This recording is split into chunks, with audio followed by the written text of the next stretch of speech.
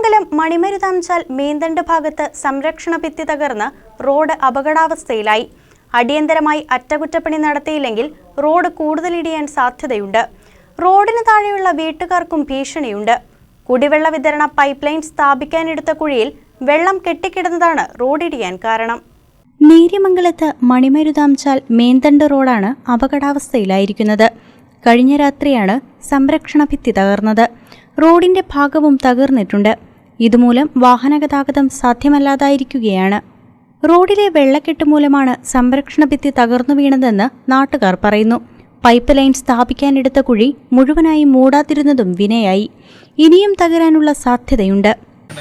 ഇത് രാത്രിയിൽ മഴ പെയ്ത് കഴിഞ്ഞപ്പോൾ വെള്ളം ഇറങ്ങി ഈ റോഡിൻ്റെ സൈഡ് ഇടിഞ്ഞു പോയേക്കുന്നതായിട്ടാണ് എനിക്ക് മനസ്സിലാവുന്നത്. കാരണം പറഞ്ഞു കഴിഞ്ഞാൽ വാട്ടർ ടാങ്കിൽ അത്രത്തോളം വെള്ളം നിറഞ്ഞു ചേട്ടേണ്ടി ഒലിച്ചിട്ടുണ്ടെങ്കിലും അത് ഒലിച്ചിട്ടുണ്ട്, വിളറിച്ചിട്ടുണ്ട്. അത് മഴവെള്ളമാണ് എന്താണെന്ന് രാത്രി ഇപ്പോൾ നോക്കിയിട്ടില്ലല്ലോ. രാത്രിയാണ് ഇത് ഇടിഞ്ഞേക്കണത്. അതുകൊണ്ട് ഇത് ഈ റോഡൊക്കെ ഇപ്പോൾ ഒരു വണ്ടി പോകാനാണെങ്കിലും ബുദ്ധിമുട്ടാണ്. ഭയങ്കര ഒരു അപകടാവസ്ഥയിലാണ് ഇപ്പോൾ ഈ പ്രദേശത്തൂടെ ഇരിക്കുന്നത്. താഴെയാണെങ്കിൽ ആൾക്കാർ ഇഷ്ടംമാതിരി താമസിക്കുന്നുണ്ട്. അതിൻ്റെ പേരിൽ ഇത് വീണ്ടും ഇനി റോഡിൻ്റെ ഈ സൈഡ് വീണ്ടും ഇടിയാൻ സാധ്യതയുണ്ട്. റോഡിന്റെ താഴ്ഭാഗത്ത് ഏതാനും വീടുകളുണ്ട്. ഇനി കൂടുതൽ ഇടിഞ്ഞാൽ വീടുകൾക്ക് ഭീഷണിയാകും. മണ്ണും കല്ലുമെല്ലാം വീടുകളിലേക്ക് കുത്തിയൊലിച്ചെത്താം.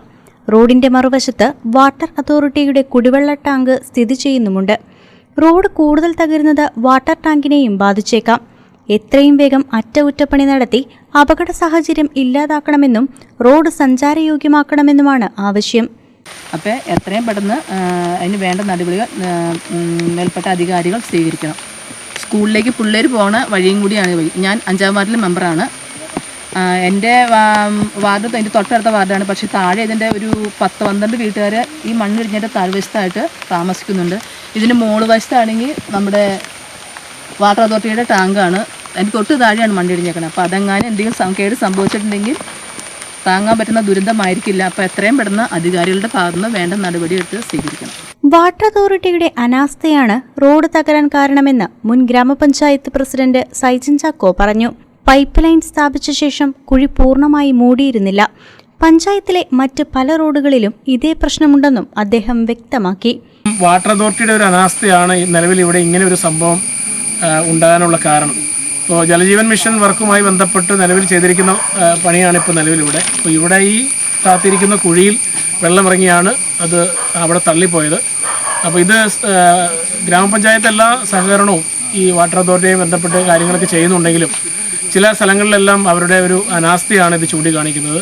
അത് വളരെ സമയബന്ധിതമായി ഈ വർക്ക്, ഇതിൻ്റെ ബാലൻസ് വർക്ക് തീർത്ത് ഈ കുഴിയൊക്കെ ഫില്ല് ചെയ്ത് ബാക്കിയുള്ള കാര്യങ്ങൾ ചെയ്താൽ ഇത്തരമൊരു അപകടസ്ഥിതി ഇവിടെ ഉണ്ടാകില്ലായിരുന്നു. അപ്പോൾ ആ വിവരം വാട്ടർ അതോറിറ്റിയെ അറിയിക്കും. ഇതുപോലെ പല റോഡുകളും ഇത്തരത്തിൽ ഗ്രാമപഞ്ചായത്തിൻ്റെ പല സ്ഥലങ്ങളിലും ഇതുപോലെ തന്നെ കുത്തി പൊട്ടിച്ചിട്ടിരിക്കുന്ന സാഹചര്യമാണ്. സഞ്ചാരയോഗ്യമല്ലാത്ത സാഹചര്യമാണ്. ആളുകൾക്ക് പോകാൻ പറ്റാത്ത സാഹചര്യമുണ്ട്. KCV news Neriamangalam.